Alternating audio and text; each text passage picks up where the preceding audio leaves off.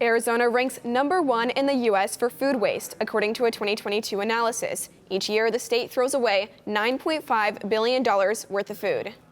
Cronkite News reporter Autriya Maneshni tells us what wasting food also wastes water, and that's something we can't afford in this drought-stricken state. The Arizona Worm Farm deals with a lot of food waste weekly. We get green waste from salad producers that don't put them in those bags that go in your grocery store.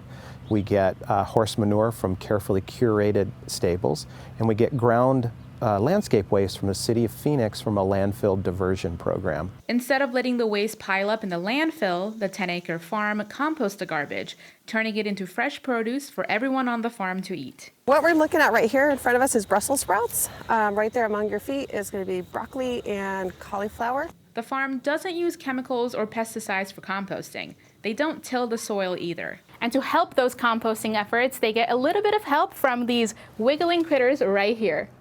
The type of composting that worms are used for is called vermicomposting. It's just the worms that are consuming your food waste, and then they're passing it on as their castings. And this type of composting also helps with water conservation. Any food that goes to the landfill, really, it's just a waste of water because of all the water that it took to manufacture those food items. Waste Not is a local nonprofit that focuses on food rescue, and they share similar goals with the worm farm. We conserved over 220 million gallons of water in just 1 year. Waste Not picks up quality food from local businesses that would have otherwise gone to the landfill.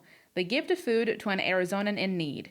By doing this, the nonprofit is able to save water and protect our groundwater. Food rescue really saves water indirectly and then also prevent the leachate from the landfills from going into our groundwater. The lack of pesticide use at the worm farm also protects our groundwater.